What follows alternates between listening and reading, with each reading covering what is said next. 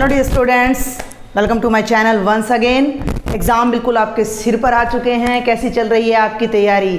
आपकी तैयारी करवाने के लिए ही मैंने आज ये टॉपिक चूज़ किए हैं, super fast revision plus important questions chapter wise. ठीक है, मेरी कोशिश रहेगी कि एक लेक्चर में, जैसे मैंने अब चैप्टर 1 और 2 को लिया है, क्यों लिया है? क्योंकि दोनों चैप्टर मिलकर हमें 10 MCQ कह लो, ऑब्जेक्टिव कह लो, फिलअप्स कह लो, 1 मार्क के 10 क्वेश्चंस देने वाले हैं और दोनों ही रिलेटेड है, रिलेशंस एंड फंक्शंस और इनवर्स ट्रिग्नोमेट्रिक फंक्शंस। तो मेरी कोशिश रहेगी कि एक ही लेक्चर में मैं पूरे चैप्टर को कंक्लूड कर सकूं, उनमें से किस किस टाइप के क्वेश्चंस आने की ज़्यादा पॉसिबिलिटी है वो मैं आपको बता सकूं, और उन क्वेश्चंस के लिए कुछ सिलेक्टेड टिप्स एंड ट्रिक्स मैं कहूँगी जो आपको काम दे सकती हैं क्वेश्चंस को सॉल्व करने में, वो मैं आपको बताऊंगी। ठीक है, तो अभी हमारे पास इतना टाइम तो है नहीं कि हम बहुत डेप्थ में इन चीज़ों को हम पढ़ें, तो बहुत मोटा मोटा मैं आपको रिवीजन कराऊंगी और मेरा मेन फोकस होगा इंपॉर्टेंट क्वेश्चंस पे आपका। तो सबसे पहले हम बात करते हैं बेटा chapter number 1 relations and functions की। रिलेशंस एंड फंक्शंस, रिलेशन कहाँ से स्टार्ट होता है? रिलेशन आपका सेट से स्टार्ट होता है। मान लीजिए कि ये कोई हमारा सेट है 1 2, ठीक है, और इसी से अगर हम कार्टेशियन प्रोडक्ट ले, वैसे तो हम एक अनदर सेट ले लेते हैं, बी ले लेते हैं, तो ए क्रॉस बी हमारा जो है कार्टेशियन प्रोडक्ट हो जाती है, लेकिन हम ए का ए से ही रिलेशन लेंगे, तो ए क्रॉस ए जब हम लेंगे तो उसमें हमारा 1 1 1 2 2 1 और 2 2 आएगा, और इसके जितने भी सबसेट्स होंगे वो सभी सबसेट्स हमारे रिलेशन कहलाएंगे ए से लेकर ए तक। सेट ए से सेट ए तक के जितने भी रिलेशन हैं वो ए क्रॉस ए के सारे पॉसिबल सबसेट्स होंगे। तो यहाँ पर एक क्वेश्चन जो सबसे पहले माइंड में आ जाता है, जो कि आपका ज़रूर आता है कि number of possible relations, number of possible relations from A to B कह लो या ए टू ए कह लो। इस टाइप का क्वेश्चन आपके एग्ज़ाम में ज़रूर पूछा जाता है। तो इसको मैं एक एग्जांपल से आपको बताती हूँ। मान लीजिए ए कोई सेट है जिसमें 2 एलिमेंट्स हैं 1 2, ध्यान देना क्वेश्चन क्या है समझ आ रहा है? मैंने बोला मैं सिर्फ आपको अब फाइनल एग्जाम के लिए तैयार कर रही हूँ, तो आपने क्वेश्चन के पैटर्न को पकड़ना है कि अगर इस टाइप का क्वेश्चन मेरे पेपर में आता है तो मुझे क्या बात याद रखनी है। अब आपको सिर्फ सिलेक्टेड चीज़ें याद रखनी हैं। हमारे पास क्वेश्चन आ जाता है कि how many number of relations are possible from set A to B या set A to A. 2 set दे दिए, ए से बी तक आप कितने रिलेशन बना सकते हो, या ए से ए तक आप कितने रिलेशन बना सकते हो। तो ए में है 1 2 और बी में है भैया 3 4 5। अभी मैंने आपको क्या बताया कि रिलेशन होता है ए क्रॉस बी का सबसेट, रिलेशन होता है ए क्रॉस बी का सबसेट। अब ए क्रॉस बी के जितने सबसेट होंगे वो सारे रिलेशन होंगे। अब आपको यहाँ याद क्या रखना है कि ए क्रॉस बी के कितने सबसेट होंगे। अब सबसेट कितने होते हैं ये 11th क्लास में आ जाता है। देखो ए में 2 एलिमेंट है, बी में 3 एलिमेंट है, तो पहले तो ये देखो कि ए क्रॉस बी में कितने एलिमेंट बनेंगे, 6 एलिमेंट बनेंगे। अब किसी सेट में अगर 6 एलिमेंट हैं तो उस सेट के कितने सबसेट्स बनेंगे? तो बेटा उस सेट के बन जाएंगे 2 की पावर 6 सबसेट्स। और रिलेशन क्या है? इसका सबसेट है, ठीक है, रिलेशन क्या है? इसका सबसेट है। इसके कितने सबसेट बन रहे हैं? 2 की पावर 6। इसके कितने सबसेट बन रहे हैं? 2 की पावर 6। तो ए से बी तक कितने रिलेशन बन सकते हैं? 2 की पावर 6, दैट इज 64 सबसेट्स ए से बी तक बन सकते हैं। अब इसी क्वेश्चन को एग्जामिनर पूछ ले कि ए से ए पर कितने सबसेट बन सकते हैं, तो ए से ए का मतलब पहले ए क्रॉस ए देखो, ए क्रॉस ए में कितने एलिमेंट बनेंगे? 2 गुणा 2 यानी 4। उसके कितने सबसेट बनेंगे? 2 की पावर 4। तो ए से ए तक 2 की पावर 4 यानी 16 रिलेशन बनेंगे। बी से बी तक कितने रिलेशन बनेंगे? कितने रिलेशन बनेंगे? ध्यान से सुनना, बी में 3 एलिमेंट है, बी में 3 एलिमेंट है, तो बी क्रॉस बी में कितने एलिमेंट्स होंगे? 9। तो 2 की पावर 9, 512 सबसेट बनेंगे बी इसके बी क्रॉस बी के, तो बी से बी तक 512 512 रिलेशंस बनेंगे। तो यहाँ पर अब जो बात याद रखने की है वो क्या है, उसको नोट कर लो अब आप, कि अगर किसी सेट ए में m एलिमेंट्स हैं और किसी सेट बी में n एलिमेंट्स हैं, तो number of relations from set A to B कितने होंगे, वो होंगे 2 की पावर m गुणा n। यही हमने यहाँ किया है। a में 2 थे, b में 3 थे, तो 2 गुणा 3 2 की पावर 6। a में 2 थे, a में 2 थे, तो 2 की पावर 4 यानी 2 गुणा 2।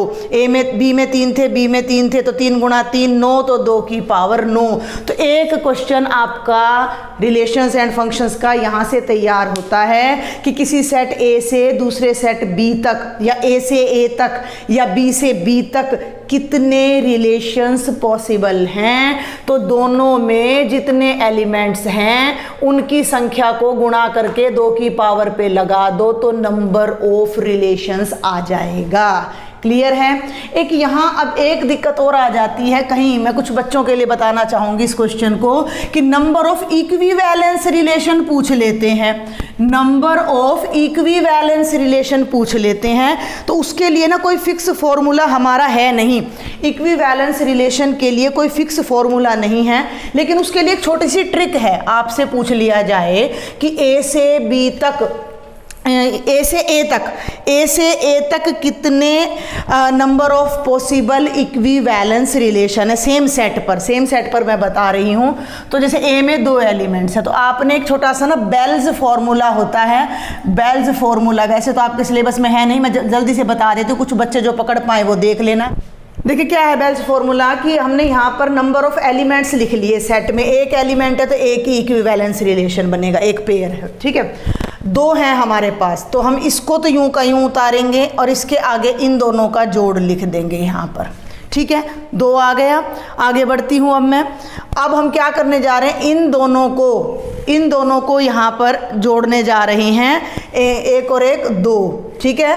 और अब 2 और 1 3, 3 और 2 यहाँ पर मैंने लिख दिया 5, ठीक है। अब जहाँ ख़त्म हुआ था, एक ट्रिक और आपने ध्यान रखने की, ये 1 पे ख़त्म हुआ था 1 पे शुरू हुआ है, ये 2 पे ख़त्म हुआ था तो 2 पे शुरू हुआ है, 5 पे ख़त्म हुआ था तो ये 5 पर शुरू हो रहा है। क्लियर है। अब इन दोनों को जोड़ दो, 5 और 2 7, 7 और 3 10, और 10 और 5 15। अब ये 15 पे ख़त्म हो रहा है तो यहाँ 15 लिख लो। इन दोनों का जोड़ करो, 15 और 5 20, 20 और 7 27, 27 और 10 37, और 37 और 15 52। अब एक बात का ध्यान रखना कि ये मैंने क्या बताया है, ये है number of elements in a set. अगर किसी सेट ए में एक ही एलिमेंट है तो ए से ए तक जो नंबर ऑफ इक्विवेलेंस रिलेशन होंगे वो कितने होंगे, ज़्यादा से ज़्यादा 1 होगा। जितनी इक्विवेलेंस क्लास होती है उतने इक्विवेलेंस रिलेशन होते हैं। तो आपने ज़्यादा गहराई में नहीं जाना, लेकिन कुछ बच्चे हैं जिन्हें लगता है कि एक एक नंबर इंपॉर्टेंट है, तो वो इस टेबल को ना याद रख लेना, जल्दी से देख लो। 1 2 3 4 5, 1 लिखा, 1 पे ख़त्म 1 पे शुरू, इन दोनों का जोड़ यहाँ लिख दिया। 2 पे ख़त्म 2 पे शुरू, इन दोनों का जोड़ यहाँ लिखा, इन दोनों का जोड़ यहाँ लिखा। 5 पे ख़त्म 5 पे शुरू, इन दोनों का जोड़ यहाँ लिखा, इन दोनों का जोड़ यहाँ लिखा, इन दोनों का जोड़ यहाँ लिखा। 15 पे ख़त्म 15 पे शुरू, इन दोनों का जोड़ यहाँ लिखा, इन दोनों का यहाँ, इन दोनों का यहाँ, और इन दोनों का यहाँ। ये क्या बता रहा है, सेम सेट से सेम सेट पर इक्विवेलेंस रिलेशन कितने बनेंगे।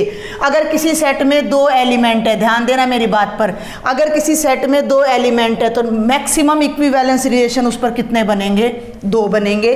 अगर किसी सेट में 3 एलिमेंट हैं तो उसमें मैक्सिमम इक्विवेलेंस रिलेशन कितने बनेंगे, 5। ये क्वेश्चन प्री बोर्ड में आया हुआ है झज्जर या गुड़गांव में, और मैंने अपने चैनल पर प्रैक्टिकल करके भी आपको दिखाया था। अगर किसी सेट में 4 एलिमेंट है तो ए से ए पर मैक्सिमम इक्विवेलेंस रिलेशन 15 बनेंगे।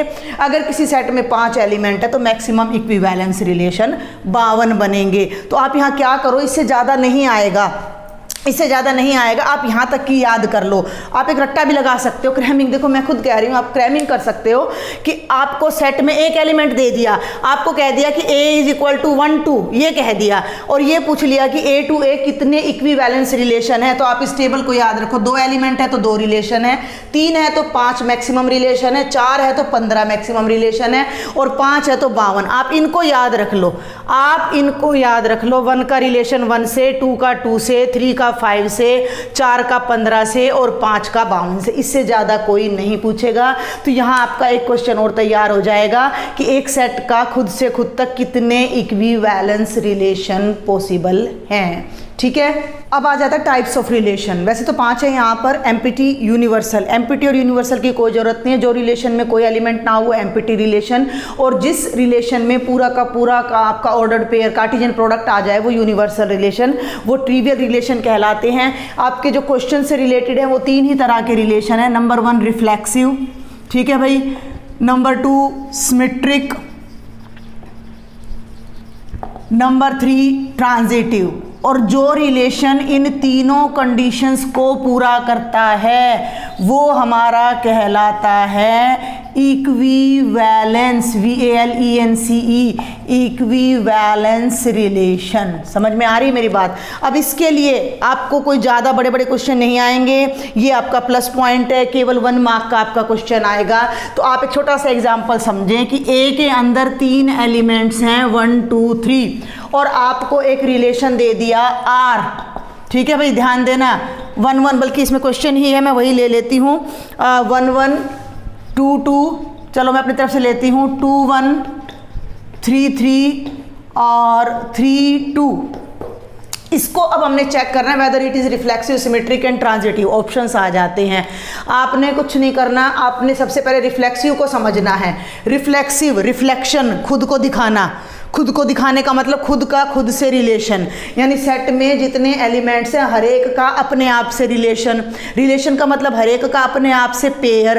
तो 1 का 1 से पेयर होना चाहिए, ये रहा भैया, 2 का 2 से होना चाहिए, ये रहा, 3 का 3 से। इसमें 3 एलिमेंट है, तीनों अपने आप से जुड़े हुए हैं, तो इसके तीनों एलिमेंट सेल्फ रिलेटेड है, तो ये रिलेशन रिफ्लेक्सिव हो गया। क्लियर है? जस्ट इतना ही चेक करना है। अगर यहाँ 5 एलिमेंट होते, 5 के पेयर सेल्फ के साथ बन रहे होते तो होता। अब अगर इसमें मान लो 3 3 ही ना होता तो ये रिलेशन रिफ्लेक्सिव नहीं होता। Got it? आगे बढ़ते सिमेट्रिक। सिमेट्रिक का मतलब होता है उल्टा पुल्टा एक जैसा। सिमेट्रिक का मतलब होता है उल्टा पुल्टा एक जैसा। समझ में आ रहा है? मेरी बात समझ आ रही है? सीता गीता की बहन है, उल्टा करा तो गीता भी सीता की बहन है। लेकिन राम सीता का पति है, उल्टा करा तो सीता राम पति नहीं है, पत्नी है। तो उल्टा पुल्टा एक समान तो सिमेट्रिक। अब उल्टा पुल्टा एक समान का क्या मतलब है? इसमें 1 1 है, 1 1 का उल्टा भी 1 1 इसी में होना चाहिए, है भैया। 2 2 का उल्टा भी इसी में है भैया, 3 3 का उल्टा भी है। लेकिन 2 1 को पकड़ो, अब 2 का रिलेशन 1 से है तो 1 का भी 2 से होना था। कुछ भी लगा लो रिलेशन, आप कुछ भी लगा लो कि भाई भाई है, बहन है, और चीज़ें आपको समझ नहीं आ रही, मान लो मैथ्स का नहीं कॉन्सेप्ट क्लियर हो रहा, तो आप ये तो लगा सकते हो कि 2 का रिलेशन 1 से है, 2 1 का भाई है तो 1 भी 2 का भाई होना चाहिए, और इसी घर में होना चाहिए। ये एक घर है, ये एक घर है, इसके अंदर होना चाहिए था, जो कि नहीं है। यानी 2 1 का उल्टा 1 2 इसमें नहीं है। हर एलिमेंट का इनवर्स रिलेशन इसी में होना चाहिए, रिवर्स रिलेशन। 2 1 का रिवर्स इसमें नहीं है, 3 2 का रिवर्स इसमें नहीं है, 1 का भी नहीं है। मान लो 3 2 का उल्टा होता, इसका नहीं होता, तो भी ये रिलेशन सिमेट्रिक नहीं है। क्लियर? अब हम बात करते हैं ट्रांजिटिव की। ट्रांजिटिव पे थोड़ा सा टाइम लग जाता है। 1 1 ध्यान से समझना, अब 1 पे खत्म हो रहा है, 1 पे कोई और रिलेशन शुरू नहीं हो रहा। ट्रांजिटिव क्या होता है कि सीता गीता की बहन है, गीता मीता की बहन है, तो सीता भी मीता की बहन होनी चाहिए। कि A का रिलेशन B से है, B का रिलेशन C से है, तो A का रिलेशन C से होना चाहिए। AB का जोड़ा इसमें है, BC का जोड़ा इसमें है, तो AC का जोड़ा भी इसी में होना चाहिए। बहुत ईजीएस्ट तरीका है। तो 1 1 है, आगे कुछ शुरू ही नहीं हो रहा, तो हमारे पास देखने के लिए कुछ है नहीं। अब देखो 2 का रिलेशन 2 से है, फिर 2 का 1 से है, तो 2 का 1 से होना चाहिए, है इसके अंदर है। अब देखो 2 का रिलेशन 1 से है, 1 का 1 से है, और 2 का 1 से फिर आ गया, हो गया। आगे बढ़ते हैं, अब हम 3 का 3 से और 3 का 2 से है, तो 3 का 2 से हो गया। अब देखना ध्यान से, 3 का रिलेशन 2 से है, 3 2 का भाई है, मान लिया भाई है बहन है, आप इस बात पे ध्यान नहीं देना, ठीक है। और 2 का रिलेशन 1 से, जहाँ खत्म हुआ वहीं शुरू हुआ, 2 पे खत्म हुआ 2 पे शुरू। 3 का रिलेशन 2 से है, 2 का 1 से है, तो भैया 3 का 1 से होना चाहिए। अब ये देखो कि इसमें 3 और 1 का जोड़ा है, नहीं है, 3 और 1 का जोड़ा नहीं है, तो ये रिलेशन ट्रांजिटिव भी नहीं है। क्लियर है? तो ऐसे आपको चेक करना है। अगर रिफ्लेक्सिव है तो रिफ्लेक्सिव लिख देना है, सिमेट्रिक है, कई बार ऐसा होगा कि रिफ्लेक्सिव भी होगा सिमेट्रिक भी होगा लेकिन ट्रांजिटिव नहीं होगा, कई बार तीनों भी हो सकता है। तीनों होगा तो कैसा रिलेशन कहलाएगा? Equivalence relation. तो अगर आपको किसी क्वेश्चन में इस फॉर्म में रिलेशन दे रखा है और 99% 1 मार्क में इसी फॉर्म में आपको मिलेगा, तो आपने इस तरीके से रिफ्लेक्सिविटी, सिमेट्रिसिटी और ट्रांजिटिविटी चेक करनी होगी। एक एक पेयर को चेक करना होगा ट्रांजिटिविटी के लिए। सिमेट्रिसिटी बहुत जल्दी चेक हो जाती है, हाँ ट्रांजिटिविटी थोड़ा सा टाइम लेती है। वैसे भी मैंने चैप्टर 1 पूरा अपने चैनल पर अपलोड किया हुआ है बहुत अच्छे तरीके से, तो वहाँ से आप देख सकते हो अगर आपके पास टाइम है। तो ये मैंने आपको बताया रिफ्लेक्सिव, सिमेट्रिक एंड ट्रांजिटिव। ये 2 क्वेश्चन हैं, कुछ अलग टाइप के हैं और प्रीवियस ईयर बोर्ड पेपर से मैंने उठाए हैं। वैसे तो मैंने इनको अपने चैनल पर शायद पहले भी करा रखा है। ए सेट है जिसमें 1 से 14 तक एलिमेंट है, आर रिलेशन है एक्स वाई का, 3x घटा वाई 0 के बराबर है। ये बताना है कि ये रिफ्लेक्सिव है, सिमेट्रिक है या ट्रांजिटिव है। अगर आपको ए सेट दे रखा है तो आप इसमें आने वाले सभी एलिमेंट्स के पेयर बना सकते हो। ध्यान देना, पेयर बना सकते हो। कैसे? 3x माइनस वाई 0 के बराबर है, 3x वाई के बराबर है, यानी y x का तिगुना है। ठीक है, मेरी बात ध्यान से सुनना। y कहाँ है? दूसरे नंबर पे। दूसरे नंबर पे जो एलिमेंट आ रहा है वो पहले नंबर का तिगुना है। अब पहले नंबर पर मैं यहाँ से एलिमेंट उठाऊंगी, 1 उठाऊंगी। ध्यान देना मेरी फिंगर पर, यहाँ 1 रखा तो y तिगुना है 3 हो जाएगा। यहाँ मैंने 2 रखा तो y तिगुना है 6 हो जाएगा। यहाँ 3 रखा तो y तिगुना है 9 हो जाएगा। यहाँ 4 रखा तो y तिगुना है 12 हो जाएगा। यहाँ 5 रखा तो y तिगुना है 15 हो जाएगा, जो कि इसमें नहीं है। तो ये 4 ही एलिमेंट आएंगे, ना ये रिफ्लेक्सिव है, ना ये सिमेट्रिक है, ना ये ट्रांजिटिव है। अगर ये सेट ना दे रखा होता तो आप क्या करते? सिंपल सी बात है, 3x माइनस वाई बराबर है 0 है। रिफ्लेक्सिव चेक करना है। रिफ्लेक्सिव का मतलब x का रिलेशन x से होना चाहिए। दोनों जगह x रख दो, दोनों जगह, यहाँ x है ही और यहाँ भी x रख दो। और 2x 0, क्या हर बार 2x 0 होगा? नहीं, तो ये पॉसिबल हर बार नहीं है, तो रिलेशन रिफ्लेक्सिव नहीं है। सिमेट्रिक की बात करें तो भाई ये 3x घटा y है, उल्टा करोगे तो 3y घटा x, दोनों बराबर थोड़े ही आएंगे। तो इस तरह से आप चेक कर सकते हो। बाकी 1 मार्क में इतने टिपिकल क्वेश्चन आते नहीं हैं, ये मैंने आपको ट्रिक बता दी। अदरवाइज ये टाइप के क्वेश्चन जब भी आपको मिलेंगे सेट के साथ मिलेंगे। जब सेट के साथ मिलेंगे तो रिलेशन को इस तरह से लिख लेना, 1 ही मिनट में आपको पता लग जाएगा रिफ्लेक्सिव, सिमेट्रिक और ट्रांजिटिव है या नहीं। रिफ्लेक्सिव बिल्कुल नहीं है क्योंकि 1 1 नहीं है, 2 2 नहीं है, कुछ भी नहीं है। सिमेट्रिक नहीं है, 1 3 है, 3 1 नहीं है। ट्रांजिटिव नहीं है, 1 का रिलेशन 3 से है, 3 का 9 से है, लेकिन 1 का 9 से इसमें रिलेशन ही नहीं है। क्लियर? अब हम यहाँ आ जाते हैं। ए कोई सेट है, 1 2 3 4 5 6 दे रखा है। बी ए से 1 ज़्यादा है, बी ए से, तो ए की जगह 1 रखा तो 2 हो गया। यहाँ 2 रखा तो 3 हो गया। 3 का पेयर 4 से हो गया, 4 का पेयर 5 से हो गया और 5 का 6 से। तो ना ये रिफ्लेक्सिव है, ना सिमेट्रिक है और ना ही ट्रांजिटिव है। अगला टॉपिक फंक्शन स्टार्ट करने से पहले मैं आपको बता दूं कि अगर रिलेशन में मान लीजिए आ जाता है कि L1 is parallel to L2, ठीक है ना, तो ये रिलेशन रिफ्लेक्सिव भी होता है, सिमेट्रिक भी होता है और ट्रांजिटिव भी होता है, ठीक है। लेकिन अगर L1 is perpendicular to L2 आ जाए तो ये रिफ्लेक्सिव नहीं होता, केवल सिमेट्रिक होता है, ट्रांजिटिव भी नहीं होता। अगर 2 ट्रायंगल की कॉन्ग्रुएंसी आ जाए, ठीक है ना, triangle 1 is congruent to triangle number 2, तो ये रिलेशन रिफ्लेक्सिव भी होता है, सिमेट्रिक भी होता है और ट्रांजिटिव भी। इसके साथ साथ मैं आपको बता दूं कि NCERT में जितने भी 1 मार्क्स के क्वेश्चन है वो सारे आपने अच्छे से करने हैं, इंक्लूडिंग मिसलिनियस। 1 मार्क की बात कर रही हूँ मैं। और ज़्यादातर HBSC के question paper previous year paper से ही सेट होते हैं, तो उन्हीं को अगर आप कर लेते हो तो ये मोर देन इनफ हो जाएगा। अगला हमारा टॉपिक है फंक्शंस। फंक्शंस रिलेशन का ही एक स्पेशल केस होता है जब डोमेन के हर एलिमेंट के लिए कोडोमेन में एक यूनिक इमेज हो। मैं फिर कह रही हूँ, डिटेल में मैं नहीं बताऊंगी, रिलेशन एंड फंक्शन मैंने पूरा चैनल पर अपलोड किया हुआ है, अब हमारे पास डिटेल के लिए टाइम नहीं है। तो फंक्शन की कोई आपसे डेफिनेशन नहीं पूछेगा, कुछ नहीं पूछेगा। ज़्यादातर जो क्वेश्चन आएंगे वो 1-1 और ऑन-टू के लिए क्वेश्चन आएंगे, ठीक है। डोमेन के ईच एंड एवरी एलिमेंट के लिए कोडोमेन में अगर एक यूनिक इमेज एग्जिस्ट करती है तो वो फंक्शन कहलाता है। अब फंक्शन की कई टाइप्स होती हैं, 1-1, ऑन-टू, इन-टू, मैन-इवन। मेन हम इन दोनों पर फोकस करेंगे और इनकी ट्रिक्स देखते हैं कि कैसे हम बिना ज़्यादा समय खराब किए 1-1, ऑन-टू चेक कर सकें। 1-1 का रिलेशन 1 से, इसे इंजेक्टिव भी कहते हैं। इंजेक्टिव को आप इंजेक्शन से याद रख सकते हो कि एक बंदे को एक बार इंजेक्शन लग गया तो वो नीडल दोबारा यूज नहीं होती है, we will use separate needle for that, ठीक है ना। दूसरे बंदे को अगर लगना है तो इंजेक्टिव का मतलब एक का रिलेशन एक से। आपकी क्लास में एक बच्चा है तो उसको एक ही रोल नंबर मिलेगा, दूसरे बच्चे को दूसरा रोल नंबर मिलेगा, सेम रोल नंबर नहीं मिलेगा। तो 1 का रिलेशन 1 से है तो 1-1 या इंजेक्टिव फंक्शन कहलाता है। तो अगर हमारे पास यहाँ पर 4 एलिमेंट हैं, अब एक बात और समझ लेना, कि ये मान लीजिए मैंने यहाँ ले लिया x1, x2, x3, x4, तो 1 का रिलेशन 1 से आ गया, ठीक है। दूसरी बात जो मैं कह रही हूँ, ऑन-टू के लिए क्या देखना है कि कोडोमेन में कोई ऐसा एलिमेंट ना बचे जिसकी प्री इमेज ना हो। क्लियर है। अब यहाँ पर 4 ही बच्चे हैं, 4 ही रोल नंबर है, तो ये 1 का एक बच्चे को एक रोल नंबर मिल गया और कोई रोल नंबर पेंडिंग भी नहीं रहा। लेकिन अगर हमारे पास 5 सीट थी, ये सीट वैकेंट रह जाती है, इसके लिए कोई प्री इमेज नहीं है, तो ये फंक्शन ऑन-टू नहीं कहलाएगा, ये इन-टू कहलाएगा। ऑन-टू को हम सर्जेक्टिव कहते हैं, ठीक है। ये तो इसका लॉजिक है। अब आपके पास क्वेश्चन आ जाते हैं, check whether the function is 1-1 and onto. तो मैंने एक बात सब स्टूडेंट्स को बता रखी कि जब भी आपको कोई लीनियर फंक्शन दिया जाए, लीनियर fx = 3x दे दिया, डोमेन जरूर चेक कर लेना है। डोमेन दे दिया आपको, मान लीजिए नेचुरल से नेचुरल पर, तो ये पूछ लेगा कि फंक्शन 1-1 है या नहीं है।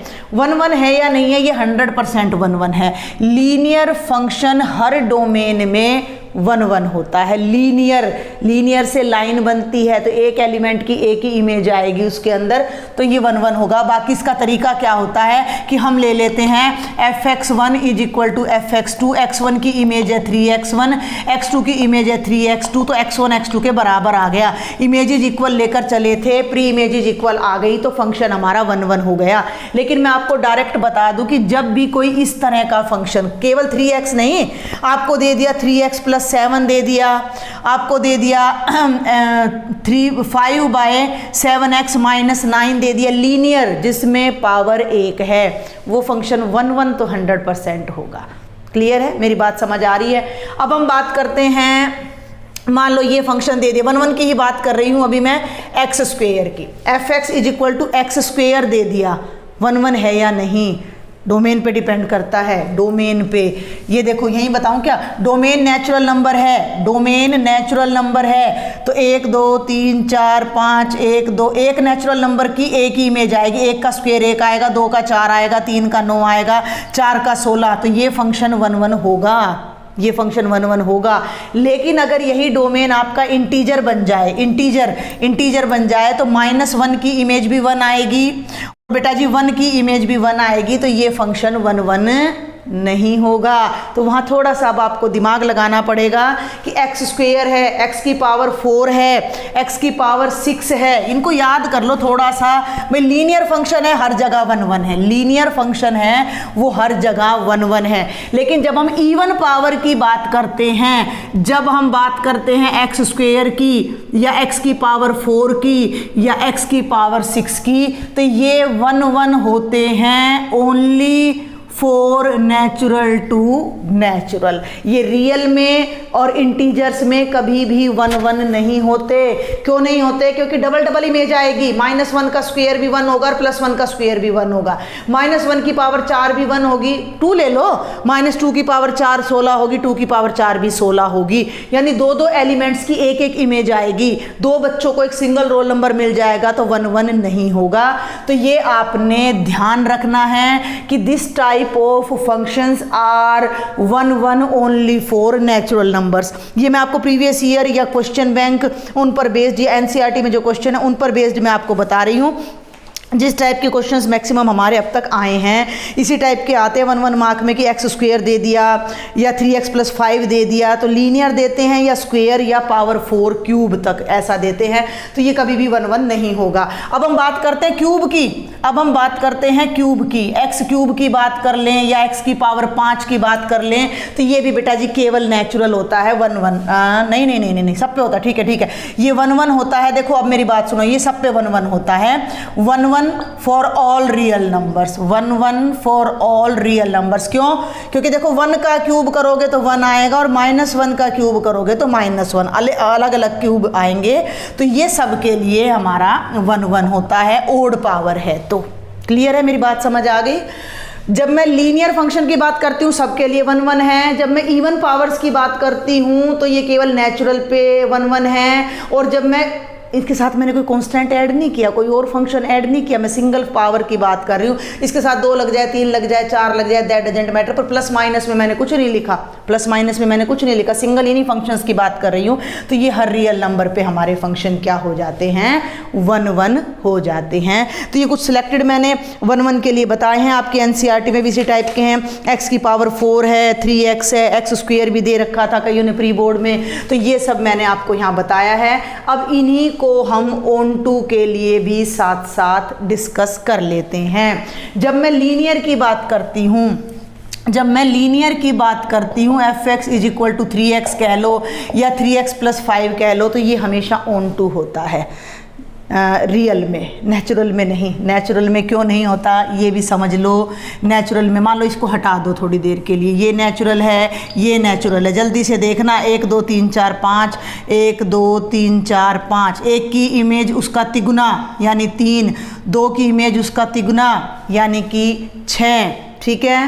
अब हर एलिमेंट की प्री इमेज उसका तीसरा हिस्सा है। अब मैं यहाँ 5 की प्री इमेज निकालूं तो 5 की प्री इमेज 5/3 आएगी, जो कि एक नेचुरल नंबर नहीं है। इस चीज़ को आप कैसे समझोगे कि भैया ये है, ठीक है, इसको मैंने ले लिया y बराबर है 3x ले लिया, प्री इमेज का मतलब हमने x निकालना है, तो 3 को इसके नीचे ले आओ, तो y/3 बराबर है x। अब ये y/3 हर बार नेचुरल हो ये ज़रूरी नहीं है, क्योंकि हर नंबर को 3 से भाग करने पर नेचुरल आएगा ये ज़रूरी नहीं है, तो ये फंक्शन ON2 नहीं होता। किस में? नेचुरल नंबर में। जो लीनियर फंक्शन, ये बातों को ना आप नोट कर लेना, ये मैंने यहाँ थोड़ा सा वो कर दिया है। जब मैं लीनियर फंक्शन की बात करती हूँ fx = मैं 3x लिखती हूँ, तो this is 1 for all real numbers, लेकिन ये ON2 है only for real numbers, only for real numbers. जरूरी नहीं इंटीजर्स पे भी नहीं होगा, नेचुरल्स पे भी नहीं होगा, फर्क को समझ लेना। लीनियर फंक्शन ON2 होगा ओनली फॉर रियल्स। बात समझ आ गई? ये आप याद रख लेना, तो डोमेन से आपको पहचान हो जाएगी।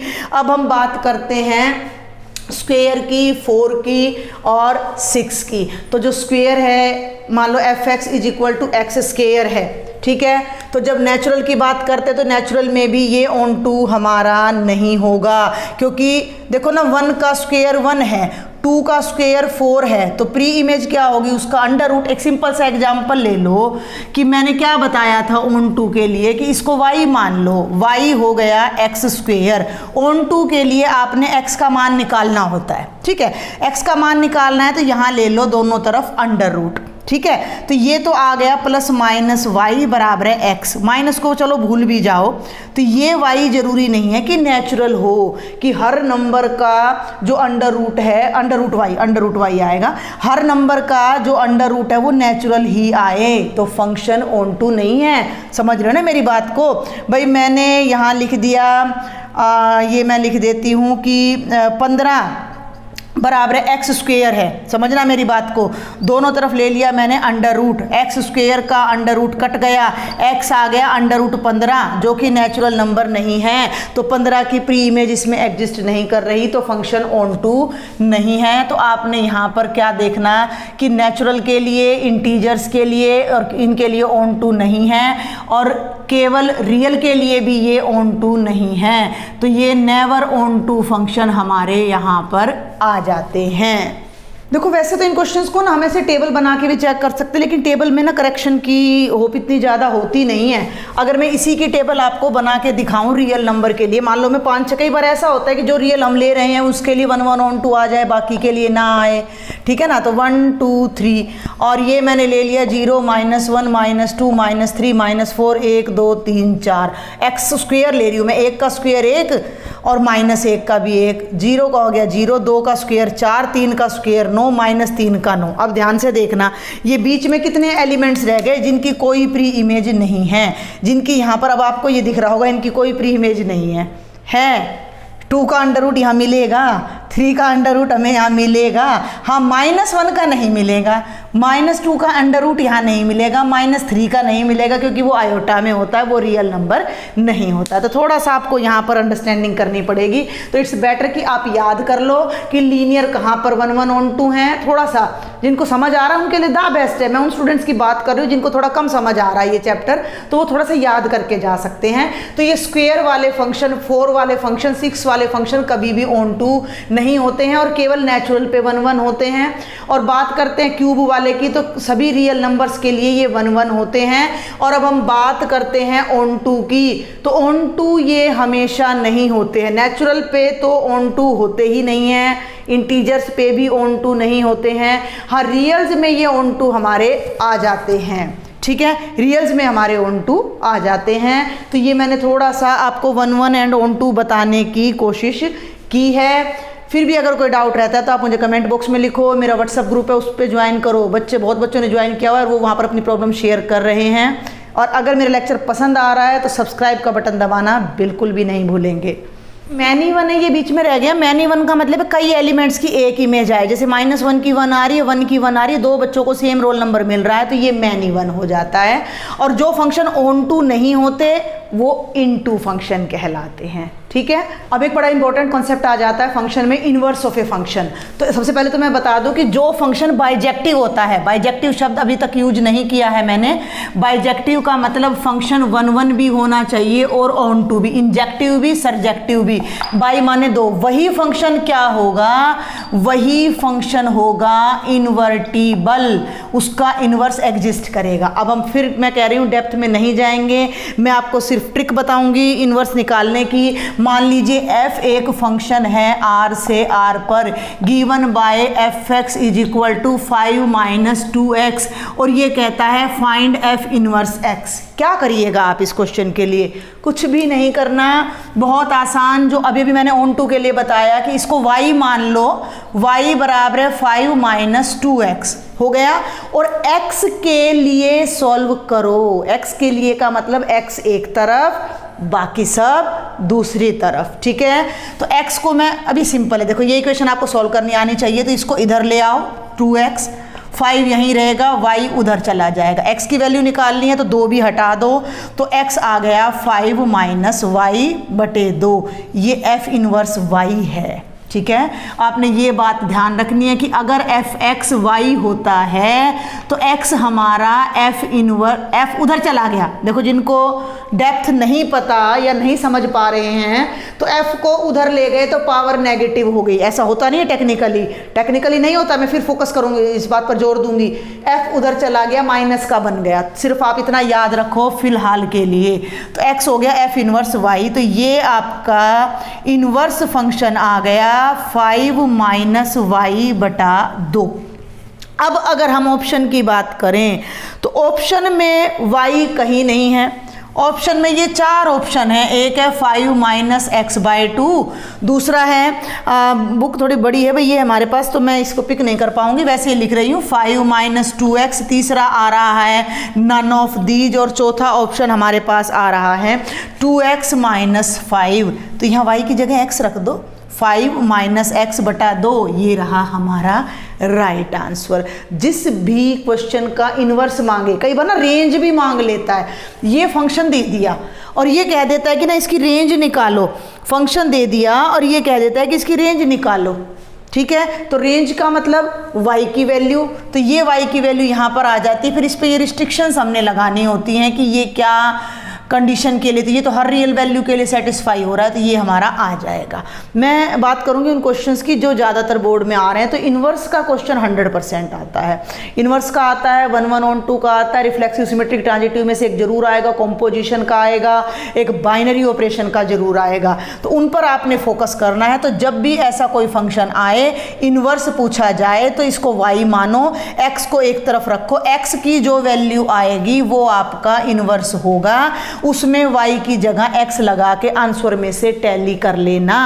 अगर ऑप्शन गिवन ना हो तो वहां y की जगह x लगा के लिखाना, इन्वर्स आ जाएगा।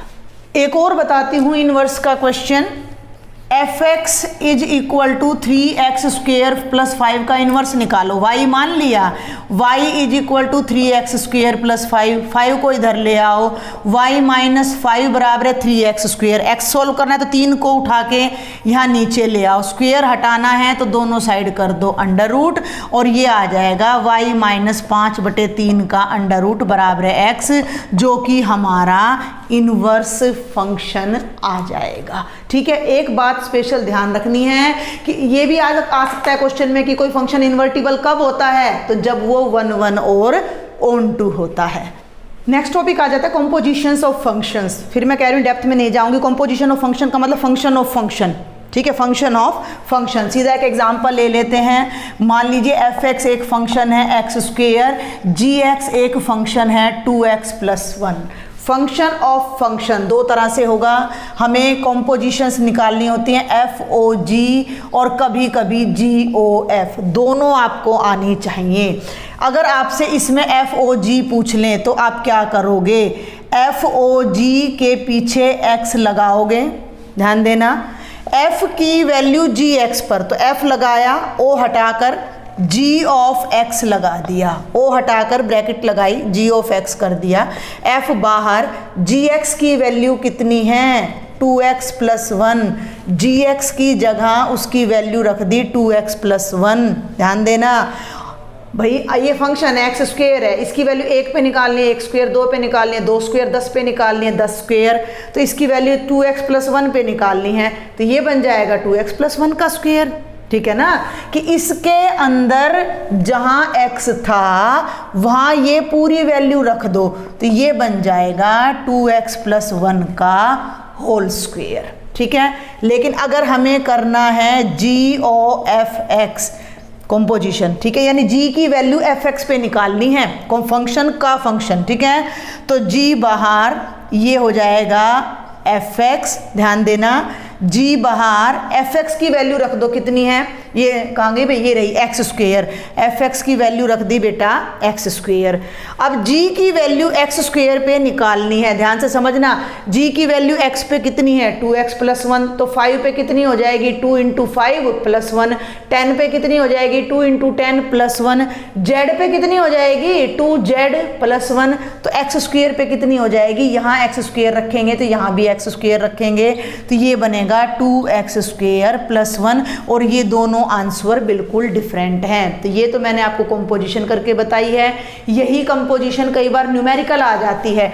न्यूमेरिकल कैसे आ जाती है कि ये कह देता है FOG 2 निकालो, डायरेक्ट निकालना, F बाहर G2 अंदर, G2 का मतलब G की वैल्यू 2 पर, ये फंक्शन पे फोकस कर लो और x की जगह 2 लगा दो, तो 2 गुणा 2 जमा 1, f ऑफ 4 प्लस 1, ये हो गया f ऑफ 5, और अब f की वैल्यू 5 पे, तो उसको यूज करो, तो 5 का स्क्वायर कितना हो जाएगा 25। अगर मैं निकालती हूँ GOF 2 पे, यहाँ ब्रैकेट लगाओ ना लगाओ, 1 मार्क में सॉल्यूशन कोई नहीं देखता, आंसर देखेंगे, तो G बाहर ये हो जाएगा f ऑफ 2, f की वैल्यू 2 पे, तो 2 का स्क्वायर कितना हो गया 4, G4 का मतलब G की वैल्यू 4 पे, तो यहाँ 4 रख दो, 2 × 4 + 1 4 दूनी 8 और 1 9। आप देख सकते हो FOG की 2 पे वैल्यू 25 आ रही है, GOF की 2 पे वैल्यू 9 आ रही है, बोथ आर डिफरेंट। तो कंपोजिशन का ये क्वेश्चन जरूर आते हैं, कई बार आ जाता है। जैसे 1-2 क्वेश्चन और ले लेते हैं, 1-2 क्वेश्चन और लेकर मैं आपको यहाँ जल्दी से बताती हूँ। बेटा इतना टाइम नहीं है, क्योंकि ये कम से कम भी 1.5 से 2 घंटे का लेक्चर बन जाएगा, जो अपलोड भी नहीं होता है। तो ज़्यादा क्वेश्चन के लिए मैंने प्रीवियस ईयर के क्वेश्चंस अपलोड किए हुए, प्रैक्टिस के लिए आप वहाँ से देख सकते हो, वो सब अब आपके हाथ में है। fx है log 1 + x, gx है e⁻x, आपने निकालना है FOGX, FOGX आपने निकालना है, तो वो बन जाएगा f(gx) की वैल्यू रख दो e⁻x। अब इस e⁻x को यहाँ ले जाओ, तो यहाँ रख दो, तो ये बन जाएगा log of 1 + e⁻x। एक बड़ा इंपॉर्टेंट क्वेश्चन है, वो हर बार आता है, उसकी प्रैक्टिस आप जरूर कर लीजिएगा। ये देखिए, ये क्वेश्चन बहुत बार आता है, 8x³ और ये होता है x⁻1/3, ठीक है। और एक और है इसी तरह का NCERT में, उसको भी आप देख लेना। तो FOGX हमने निकालना है, तो ये बन गया f(gx), ध्यान देना मेरी बात पर, gx की जगह रख दिया x⁻1/3। अब यहाँ आ जाओ 8, बहुत ध्यान से, x है तो x⁻3 है। अब x की जगह ये पूरी वैल्यू रखनी है, यानी x⁻1/3 का क्यूब, और पावर से पावर कैंसिल हो जाएगी और ये 8x आ जाएगा। ऐसे ही आप GOF निकाल सकते हो। और इस टाइप का एक क्वेश्चन और है, NCERT के सारे क्वेश्चन आपने जरूर सॉल्व करने हैं। नेक्स्ट टॉपिक है बेटा बाइनरी ऑपरेशंस। बाइनरी 2 पर ऑपरेशन का मतलब जमा घटा गुणा भाग नहीं है। अगर A कोई नंबर है और B कोई दूसरा नंबर है और उनके बीच में हम स्टार नाम का कोई ऑपरेशन लगाते हैं, तो इसका मतलब कुछ भी हो सकता है, एनी मैथमेटिकल ऑपरेशन। मान लीजिए इसका मतलब हो सकता है LCM of AB, या इसका मतलब हो सकता है A² + B², इसका मतलब हो सकता है A + B का under root and so on, कुछ भी हो सकता है, ठीक है। तो इसमें जो पहले टाइप का क्वेश्चन आपसे पूछा जाता है वो जनरली ये पूछा जाता है कि अगर A*B मान लीजिए आपको दे दिया LCM of AB, तो फाइंड 3*5, ये क्वेश्चन आ गया, ठीक है। A की जगह 3 रखो, ये सबसे आसान पड़ता है, B की जगह 5, LCM of 3 5। अब 3 और 5 का LCM आपको निकालना आना चाहिए, जो कि 15 हो जाएगा। ये क्वेश्चन है 3*5 निकालना है, तो 3*5 का मतलब हो जाएगा 3 का A की जगह 3 रख दो, B की जगह 5 रख दो, तो ये हो जाएगा 9 + 25 34 आपका राइट ऑप्शन आ जाएगा। अगर ये ऑपरेशन दे रखा है A*B बराबर A + B का अंडर रूट और 3*5 निकालो, तो A की जगह 3 रख दो, B की जगह 5, 8 का अंडर रूट 4 × 2 2√2 आ जाएगा। तो पहला क्वेश्चन जो बाइनरी ऑपरेशन में आता है, आपको एक पर्टिकुलर बाइनरी ऑपरेशन दे दिया जाएगा और उसमें कोई भी 2 न्यूमेरिकल वैल्यूज देकर उन्हें फाइंड करना है। अगर ये 5*3 होता तो A की जगह 5 रखते और B के प्लेस पर 3 रखते, ध्यान देना है, और उस वैल्यू को आपने कैलकुलेट कर देना। ये तो हो गया एक टाइप का क्वेश्चन। प्रैक्टिस में बार बार कह रही हूँ, प्रीवियस ईयर के पेपर उठाओ, मेरे लेक्चर्स आप देख सकते हो, लिंक मैं डिस्क्रिप्शन बॉक्स में डाल दूंगी MCQs के सबके। आगे देखो, इसमें दूसरा क्वेश्चन जो बहुत जरूरी पूछा जाता है वो है कॉम्यूटेटिविटी एंड एसोसिएटिविटी। कॉम्यूटेटिविटी एंड एसोसिएटिविटी क्या होती है? अब ये ध्यान देना कि देखो भाई, A की जगह ले लिया 3 और B की जगह 1 और 2 ले लिया, A की जगह 1 ले लिया, B की जगह पर मैंने 2 ले लिया, तो 1*2 की जब मैं बात करूं तो कितना आ रहा है, 1 का स्क्वायर जमा 2 का स्क्वायर, 2 दूनी 4 और 1 5। A की जगह 2 ले लिया, B की जगह 1, 2 का स्क्वायर जमा 1 का स्क्वायर कितना आ रहा है 5। उल्टा पलटी करके उत्तर बराबर आ रहा है। अगर A*B और B*A हमेशा बराबर हो तो वो ऑपरेशन कॉम्यूटेटिव कहलाता है, यानी उल्टा पलटी करने से आंसर पे कोई असर ना पड़े। तो कुछ ऑपरेशन जो कम्यूट करते हैं वो क्या होते हैं, एक तो एडिशन है ना, हर एक के लिए कम्यूट करेगी, हर एक के लिए। आपको ऑपरेशंस दे दिए जाते हैं, मान लो a प्लस बी दे दिया, मान लो a square plus B square दे दिया, मान लो a cube plus B cube दे दिया, a की पावर 4 प्लस b की पावर 4 दे दिया, ये सब कम्यूटेटिव है। उल्टा पलटी कर लो, एडिशन में कोई फर्क नहीं पड़ता। मान लीजिए आपको LCM ऑफ ए बी दे दिया, आपको HCF, भाई दो नंबरों का LCM HCF निकालने में आगे पीछे करने में क्या फर्क पड़ता है, 3 और 4 का LCM निकालो या 4 और 3 का LCM निकालो, बात सेम होती है। तो ये ऐसे ऑपरेशंस हैं जो कम्यूट जरूर करते हैं, इनको आपने याद रखना है। समझ में आ रही है मेरी बात? इनको आंख बंद करके आप कम्यूटेटिव लिख के आ सकते हो। Addition, addition, only addition. लेकिन जब बात एसोसिएटिविटी की आती है, एसोसिएटिविटी का मतलब होता है कि 3 नंबर ले लिए, 1 2 3, 1 को 2 से ऑपरेट करो फिर 3 से करो, या पहले 2 को 3 से ऑपरेट करो और फिर 1 से। तो ये बात आप प्रैक्टिकल मत करना, सिर्फ इसको छोड़ के कोई भी कम्यूट एसोसिएटिव नहीं होगा, कोई भी ऑपरेशन। ये सिलेक्टेड क्वेश्चन बता रही हूँ मैं, a square plus B square, a cube plus B cube, a4 plus b4, कोई भी a की पावर ले लो, 2/3 प्लस b क्यूब, कोई भी ले लो, ये कभी भी एसोसिएटिव नहीं होंगे, कम्यूटेटिव हमेशा होंगे। ठीक है, समझ आ रही है मेरी बात आपको? तो ये कुछ बातें हैं जो बाइनरी ऑपरेशन के लिए हैं। वैसे तो इनमें आइडेंटिटी और इन्वर्स भी आता है, लेकिन आपका बेसिक चल रहा है 1.3, तो वैसे तो सिलेबस में कटी हुई है। यहाँ एक बात और मैं क्लियर कर देती हूँ, कई बच्चों को बड़ा वहम है कि इतना सिलेबस कटा हुआ है। HBSC सिलेबस नहीं काट रहा, डिटेल सिलेबस में बहुत कुछ कटा हुआ है, डिटेल सिलेबस में बहुत कुछ है, 1.3 भी कटी हुई है, लेकिन जब हम क्वेश्चंस के सेट उसको देखते हैं, पैटर्न को देखते हैं, तो कुछ भी नहीं काटा हुआ 7.7, 9.3 के अलावा। तो ये आपने ध्यान रखना है। मीन एंड वेरिएंस भी कटा हुआ है प्रोबेबिलिटी में से, तो ये आपने यहाँ पे ध्यान रखना है कि ये हमेशा कम्यूट करते हैं, लेकिन ये कभी भी एसोसिएटिव नहीं होते। तो अगर इस तरह का हमारा कोई क्वेश्चन आ जाता है तो आप ध्यान रखेंगे। अब इसी में एक बात और याद आ जाती है मुझे कि ये देखो, अगर a स्टार b को मैं लिख दूं a square by 4 plus b square by 3। अब आप कहोगे कि मैडम ने तो कहा था कि प्लस वाला तो हमेशा कम्यूट करेगा, नीचे 4 और 3 आ गया है, इनके आते ही कहानी बदल गई है, अब ये कम्यूट भी नहीं करेगा।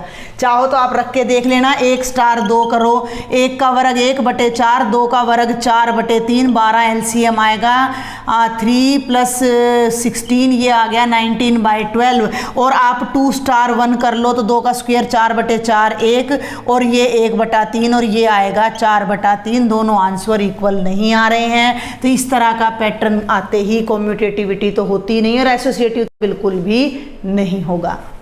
इसमें एक क्वेश्चन आ जाता है नंबर ऑफ बाइनरी ऑपरेशंस का। तो नंबर ऑफ बाइनरी ऑपरेशंस का भी वही रिलेशन वाली तरह ही है। अगर किसी सेट में 2 एलिमेंट्स हैं, कार्टेशियन प्रोडक्ट में कितने एलिमेंट्स हो जाएंगे? 4, तो बाइनरी ऑपरेशंस कितने हो जाएंगे? 2 की पावर 4। 3 एलिमेंट हैं, कार्टेशियन प्रोडक्ट में कितने हो जाएंगे? 9 एलिमेंट, तो बाइनरी ऑपरेशन हो जाएंगे 2 की पावर 9। ठीक है, तो ये पहले चैप्टर को मैंने मेन पॉइंट्स आपको यहाँ बताए हैं, मेन क्वेश्चंस जो आने की पॉसिबिलिटी है 1 मार्क में वो बताए हैं। फिर भी कोई डाउट रहे तो आप वेलकम हो मेरे व्हाट्सएप ग्रुप में, वहाँ आप ज्वाइन करो, अपने डाउट्स मुझसे क्लियर करो। और हम जल्दी से एक बार चैप्टर 2 और देख लेते हैं। सेकंड चैप्टर है बेटा इनवर्स ट्रिग्नोमेट्रिक फंक्शंस। कई बच्चे मुझसे पूछ रहे थे कि 2.2 इंक्लूड नहीं है, तो ऐसा कहीं कोई इंस्ट्रक्शन नहीं है। पूरे चैप्टर के इंट्रोडक्शन एंड बेसिक कॉन्सेप्ट्स हैं, तो 2 ही एक्सरसाइज हैं, दोनों ही बेसिक कॉन्सेप्ट्स में आ जाती हैं। Inverse trigonometric functions, trigonometric function का इनवर्स हम देख चुके हैं कहाँ होता है, जहाँ फंक्शन 1 1 एंड 1 2 होता है। और ट्रिग्नोमेट्रिक फंक्शन का क्या मतलब है इनवर्स से? तो अगर मान लीजिए मैं यहाँ पर लिख देती हूँ कि y बराबर है साइन x है, ठीक है, तो x की वैल्यू कितनी होगी? Sine inverse y। क्या मतलब है इस बात का? मैं कह देती हूं कि साइन x कितना है हमारा, मैं यहाँ लिख देती हूँ 1/2 या 0 लिख देती हूँ। साइन x मैं यहाँ लिख देती हूँ 0, ठीक है। तो x का मतलब होगा साइन इनवर्स 0, मतलब x वो एंगल है जिस पर साइन की वैल्यू 0 होने वाली है, ठीक है। अब आप कहोगे जी वो एंगल तो 0 डिग्री है, नहीं, वो एंगल 0 डिग्री भी है, पाई भी है, 2 पाई भी है, 3 पाई भी है, 4 पाई भी, और ऐसी इनफाइनाइट वैल्यूज़ हैं। इनफाइनाइट वैल्यूज़ हैं, तो उन इनफाइनाइट वैल्यूज़ के लिए तो ये 1 1 और 1 2 हो नहीं सकता। जब भाई 1 के कॉरस्पॉन्डिंगली इतनी सारी वैल्यूज़ हमारे पास आ रही है तो फंक्शन 1 1 1 2 तो नहीं है ना। तो इसके लिए हमने क्या किया कि एक प्रिंसिपल ब्रांच डिसाइड कर ली है। ठीक है, अब बहुत टाइम लग जाएगा, सारा डिटेल में लेती हूँ। तो 0 पे 0 और भैया 90 पे ये 1 हो जाता है, 180 पे 0 हो जाता है, और बेटा जी 3π/2 पे ये -1 हो जाता है। ये यहाँ आ जाता है आपका 90 पे, गलत ले गई मैं, और यहाँ पाई पे 0 और 3π/2 पे -1, और ऐसे चलता है ये फंक्शन। ठीक है, और ये आ जाता है -90, तो -90 पे फिर -1 और -π पे 0। तो यहाँ अगर आप यहाँ हॉरिजॉन्टल लाइन खींचोगे तो ये इसको बहुत जगह कट करेगी। ठीक है ना, यहाँ भी कट करेगी, यहाँ भी कट करेगी, फिर आगे जाएगा तो यहाँ भी। तो इसके लिए हम केवल प्रिंसिपल वैल्यूज़ लेते हैं। प्रिंसिपल वैल्यूज़ याद रखनी हमारे लिए बहुत ज़रूरी है। तो यहाँ पर ये है -90 और ये है +90। यहाँ से यहाँ तक जब आप हॉरिजॉन्टल लाइन खींचोगे तो ये पूरे कर्व को केवल एक एक पॉइंट पर काटती हैं। तो इस इंटरवल में हमारा फंक्शन 1 1 और 1 2 होता है। तो जब हम इसके आंसर की बात करें साइन इनवर्स 0 की, तो साइन इनवर्स 0 का मतलब वो एंगल जिस पे साइन 0 होता है और वो -90 से 90 के बीच आना चाहिए, तो वो एंगल केवल होगा 0 डिग्री। ठीक है, तो यहाँ मेन कहानी क्या है, मान लो अब मैं ले लूँ साइन इनवर्स 1/2, तो हमें वो एंगल लेना है जिसपे साइन की वैल्यू 1/2 होती है, वो होती है 30 डिग्री पे, तो π/6। मान लो मैं लिख रही हूँ टेंजेंट इनवर्स 1, तो मुझे वो एंगल लेना है जिसपे टेंजेंट की वैल्यू 1 होती है, तो वो होता है π/4 एक वैल्यू। लेकिन इसके लिए सबसे ज़रूरी है इन सब की प्रिंसिपल ब्रांच को याद रखना, क्योंकि कई बार यहाँ माइनस आएगा, साइन इनवर्स -1/2 आएगा, टेंजेंट इनवर्स -1 आएगा, उसके लिए प्रिंसिपल ब्रांच याद रखनी जरूरी है। वो मैं भी लिख के आपको यहाँ समझा देती हूँ। तो ये देखो बेटा, साइन इनवर्स की मैं आपको पहले ही बता चुकी हूँ। साइन इनवर्स की होती है क्लोज्ड इंटरवल -90 to 90, यानी कि साइन इनवर्स के लिए कोई क्वेश्चन दे दिया और उसका आंसर पूछ ले कि कौन सा एंगल है, तो वो आंसर इसके बीच में आना चाहिए, -90 से बड़ा और 90 से छोटा। अब एक चीज़ और मैं आपको बता दूँ कि कोसिकेंट इसका उल्टा होता है, तो कोसिकेंट की ब्रांच भी सेम चलेगी, लेकिन साइन का उल्टा कोसिकेंट है। कोसिकेंट है 1/sin θ। अब ये जहाँ 0 बनेगा तो कोसिकेंट वहाँ इन्फिनिटी बन जाएगा, तो वो डिफाइंड नहीं होगा, तो वो वैल्यू यहाँ पे छोड़नी है, तो 0 को छोड़ देना है। कोस इनवर्स की प्रिंसिपल ब्रांच होएगी 0 to π, ध्यान देना, क्लोज्ड इंटरवल 0 to π। तो सीकेंट की भी यही बनेगी 0 to π, लेकिन इसमें से वो वैल्यू घट जाएगी जिसपे सीकेंट इन्फिनिटी बनता है। सीकेंट इन्फिनिटी किस पे बनता है, जिसपे कोस 0 बनता है। कोस 0 कितने पे बनता है, π/2 पे। अब बच गई ये दोनों, इन दोनों को देखो, टेंजेंट की और साइन की ब्रांच बिल्कुल डिटो सेम होती है। एक ही कंडीशन रहती है, इसमें क्लोज्ड इंटरवल है, इसमें ओपन इंटरवल आ जाता है, क्योंकि 90 पे टेंजेंट इन्फिनिटी बन जाता है। और कोटेंजेंट की और कोस की, को इन दोनों की सेम रहती है, एक्सेप्ट 0 to π ओपन इंटरवल ये हमारा आ जाता है। तो ये रेंज आपको ध्यान में रखते हुए क्वेश्चन अटेम्प्ट करने होंगे। अब इसमें किस टाइप के आपके एक एक नंबर के क्वेश्चन आ जाएंगे वो हम जल्दी से देखते हैं। कि प्रिंसिपल ब्रांच पूछ ली साइन इनवर्स -1/2, क्वेश्चन याद मतलब सॉल्व नहीं करना। साइन की वैल्यू 1/2 कितने डिग्री पे होती है, नेगेटिव है, कोई बात नहीं, भूल जाओ थोड़ी देर। साइन की वैल्यू 1/2 कितने डिग्री पे होती है, 60 पे, लेकिन ये तो माइनस है, तो माइनस लगा दो, इस इंटरवल में हमारा आंसर आ जाएगा। डिटेल सॉल्यूशन देखना है तो मैंने लेक्चर में अपलोड कर रखा है। वैसे भी इसको थीटा लिया, साइन थीटा बराबर है -1/2 माइनस साइन π/6, फिर हमारी आइडेंटिटी लगती है साइन -π/6 और तब आता है। तो अगर नेगेटिव आंसर है, अब मेरी बात ध्यान से सुन लेना, साइन इनवर्स -1/2 है, प्रिंसिपल वैल्यू बतानी है, टेबल याद करो, टेबल में ये π/6 पे है, इमेज प्रिंसिपल ब्रांच याद करो और इसके आगे माइनस लगा दो। अगली बात आ जाओ टेंजेंट पे, टेंजेंट के साथ माइनस है, टेंजेंट इनवर्स की वैल्यू -1 को भूल जाओ, 1 को याद रखो, 1 कितने पे है, 45 पे है, ठीक है, माइनस लग रहा है, ब्रांच में माइनस होता है तो माइनस लगा दो। हो गया सवाल। तो ये इनके लिए बता रही हूँ मैं, साइन के लिए, टेंजेंट के लिए और कोसिकेंट के लिए भी यही चलेगा, ठीक है। जो ये रूल मैं बता रही हूँ वो साइन के लिए और कोसिकेंट के लिए और टेंजेंट के लिए सेम चलेगा कि अगर अंदर की वैल्यू नेगेटिव है तो उसको थोड़ी देर भूल जाओ, पॉजिटिव वैल्यू का एंगल याद करके उसके आगे माइनस लगा दो, प्रिंसिपल ब्रांच आ जाएगी। अब बात करते हैं कॉस की।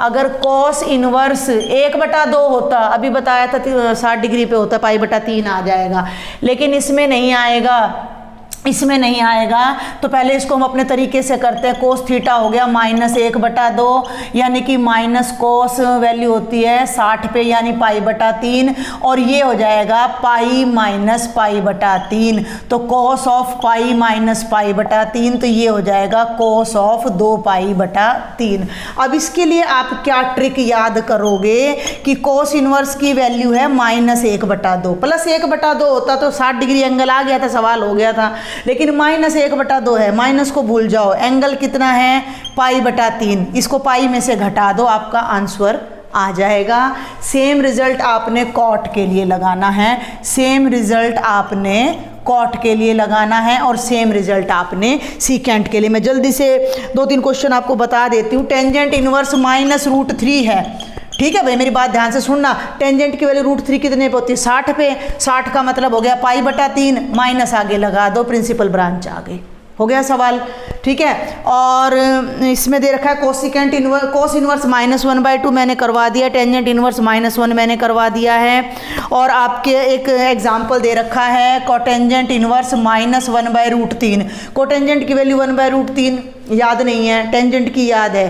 टेंजेंट की वैल्यू √3 होती है 60 पे, तो कोटेंजेंट की भी ये 60 पे होती है। 60 का मतलब हो गया π/3। अब कोटेंजेंट का नेचर कोस की तरह चलता है, तो प्रिंसिपल ब्रांच के लिए पाई माइनस π/3 कर दो, 2π/3 आपका आंसर आ जाएगा। तो ये इनके लिए फर्स्ट एक्सरसाइज के क्वेश्चंस के लिए मैंने शॉर्ट ट्रिक बताई है, ये जरूर से जरूर आते हैं एग्जाम में। ये भी जो क्वेश्चन मैंने आपको बताया है उसी का फर्दर पार्ट मैं कह सकती हूँ ये है। तो टेंजेंट इनवर्स √3 निकाल लेना, सीकेंट इनवर्स -2 और बीच में माइनस का लगा के आप इसको सॉल्व कर सकते हो। तो फर्स्ट एक्सरसाइज के लिए प्रिंसिपल ब्रांच को याद रखें, उनके सभी क्वेश्चंस की मैंने आपको लगभग बता दिया है, प्रैक्टिस आप कर सकते हो, और उसमें जमा आ जाए घटा आ जाए तो आप इसको इजीली मैनेज कर सकते हो। इसके आगे 5 लग के आ जाए, इसके आगे 7 लग के आ जाए, कोई बड़ी बात नहीं है, सिंपल अलजेब्रा है जिसकी आप प्रैक्टिस कर सकते हो। अब हमारे पास कुछ पर्टिकुलर आइडेंटिटीज आ जाती हैं जिनके बेसिस पर भी क्वेश्चन आते हैं। ये बड़ी इंपॉर्टेंट आइडेंटिटी है। Sine inverse x plus cos inverse x होता है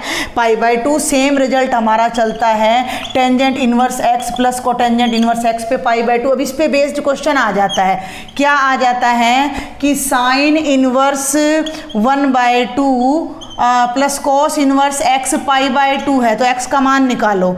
भैया ये दोनों सेम होने चाहिए तभी π/2 आएगा, तो x की जगह भी 1/2 आ जाएगा। वर्बल सा क्वेश्चन हमारा ये हो जाता है। और ऐसे ही तीसरा रिजल्ट हमारा चलता है cosecant inverse plus secant inverse x भी π/2। तो इस टाइप के क्वेश्चन आपको वहाँ देखने को मिलेंगे। कोई सोल्यूशन देना होता तो हमें बहुत डेप्थ में जाना था, सोल्यूशन नहीं देना, ट्रिक्स याद रखो। इस टाइप का क्वेश्चन है तो जो वैल्यू यहाँ है वही वैल्यू यहाँ आएगी, तो ये हमारा 1/2 ही आना चाहिए। तो एक तो इस टाइप के क्वेश्चन आपको मिलेंगे। देखिए 2-3 रिजल्ट किस टाइप के हैं कि देखो साइन इनवर्स के ब्रैकेट में साइन थीटा है तो वो थीटा आ जाएगा। कॉस इनवर्स के ब्रैकेट में कई बच्चों को रहता है कि कट गए, आप मान लो कट गए तो ये थीटा, लेकिन ये ध्यान रखना है कि ये प्रिंसिपल ब्रांच के वैल्यू होने चाहिए। जैसे ये क्वेश्चन है टेंजेंट इनवर्स टेंजेंट 7π/6, ठीक है। अब टेंजेंट की वैल्यू, टेंजेंट की जो वैल्यू है वो 0 से पाई के बीच होनी चाहिए। टेंजेंट का जो हमारा है जो प्रिंसिपल ब्रांच हमारी होती है -0 to पाई नहीं, -90 to 90 होनी चाहिए। तो ये एंगल तो 90 से बहुत बड़ा हो गया, तो यहाँ अब आपको एक ट्रिग्नोमेट्रिक आइडेंटिटी लगानी पड़ेगी और वो बनेगी टेंजेंट पाई जमा π/6 कर दो, इसके टुकड़े कर दिए, 6 कम 6 और 1 7 आ गया। टेंजेंट 180 प्लस थीटा कितना होता है? टेंजेंट थीटा होता है, तो ये हो गया टेंजेंट इनवर्स टेंजेंट π/6। π/6 इस ब्रांच में है तो ये दोनों कटेंगे, नहीं तो ये दोनों नहीं कटेंगे। इस बात का ध्यान रखना है कि ये एंगल इस इनवर्स फंक्शन की प्रिंसिपल ब्रांच से रिलेटेड होना चाहिए, नहीं है तो उसमें लेके जाओ, फिर इनको आपस में काटना है। सभी में ऐसा ही चलेगा। और एक आइडेंटिटी आ जाती है टेंजेंट इनवर्स x प्लस और y माइनस की। Tangent inverse x plus tangent inverse y दोनों को कंबाइंड कर दो, tangent inverse x plus Y by 1 minus X Y. और एक आ जाता है tangent inverse x minus tangent inverse y, तो माइनस ऊपर आ जाएगा और प्लस नीचे आ जाएगा। इसकी डायरेक्ट फॉर्मूला भी पूछ लिया जाता है। और यहाँ वैल्यूज़ रख दी, 1/2 रख दिए, यहाँ 1/3, तो यहाँ 1/2 रखो, यहाँ 1/3, और उसको फिर आपने सॉल्व करके दिखाना होता है। ये कुछ 2-3 क्वेश्चन मैंने डिफरेंट से लेने की कोशिश की है। देखो cos π/2 प्लस दिस वन, तो कोई बिल्कुल घबराने की जरूरत नहीं है। cos यहाँ लिखा π/2 प्लस इसको पकड़ो cos इनवर्स √3/2 का मतलब वो एंगल जिसपे cos की वैल्यू √3/2 होती है, और वो एंगल होता है 30 का मतलब हो जाता है π/6। अब इन दोनों को ना ऐड कर दो यहाँ पे, ठीक है भाई, 30 पे ही होता है ना, हाँ बिल्कुल 30 पे होता है। तो 6 LCM आ गया, 2 3 जा 6, 3 पाई प्लस पाई, ध्यान देना ये बन गया 4 π/6, 2 2 जा 4, 2 3 जा 6, ये बन गया cos 2 π/3। अब यहाँ आपको ट्रिग्नोमेट्रिक आइडेंटिटी आनी चाहिए, तो ये बनेगा cos π माइनस π/3। सेकेंड क्वाड्रेंट में cos नेगेटिव होता है, माइनस cos π/3 यानी माइनस cos 60 यानी माइनस 1/2। तो थोड़ा पेशेंस के साथ आपने करना है। ये इस टाइप का मैं पहले भी बता चुकी हूँ, कोस इनवर्स से कोस नहीं काटना है जब तक कि ये वैल्यू प्रिंसिपल ब्रांच में ना आ जाए। कोस की प्रिंसिपल ब्रांच पाई से कम होती है और ये एंगल पाई से ज़्यादा है, तो आप इसको क्या करोगे, पहले लिखो पाई प्लस π/4, 4 एकम 4 और 1 5, पाई प्लस तीसरे क्वाड्रेंट में कोस नेगेटिव होता है, तो ये बन जाएगा माइनस कॉस π/4, ठीक है। अब माइनस कॉस π/4 के लिए आप यहाँ फिर से आइडेंटिटी लगाओगे कॉस पाई माइनस π/4, ध्यान देना मेरी बात पर, cos pi minus theta minus cos theta होता है, 4 एकम 4 और ये 3, ये बन जाएगा cos π/4, ठीक है। ये हो जाएगा। अब cos इनवर्स से cos हम यहाँ काट सकेंगे, ये बनेगा cos 3 π/4, 3 π/4 पाई से कम है, तो ये मतलब ऐसे कैंसिल करना नहीं है आपने, मैंने जस्ट वैसे ही बता दिया है, तो ये 3 π/4 आ जाएगा, ठीक है। ये एक और है हमारे पास cos inverse sine cos inverse. ऐसे क्वेश्चन अंदर से शुरू करो, अंदर से का मतलब यहाँ से, इसको एज इट इज लिखो, ये हो गया साइन। कोस इनवर्स की वैल्यू 1/2 कितने पे होती है, 60 पे, तो π/3, इसकी जगह π/3 लगा दिया, साइन के साथ आ गया π/3। साइन की वैल्यू π/3, साइन π/3 पे जो वैल्यू होती है वो होती है √3/2।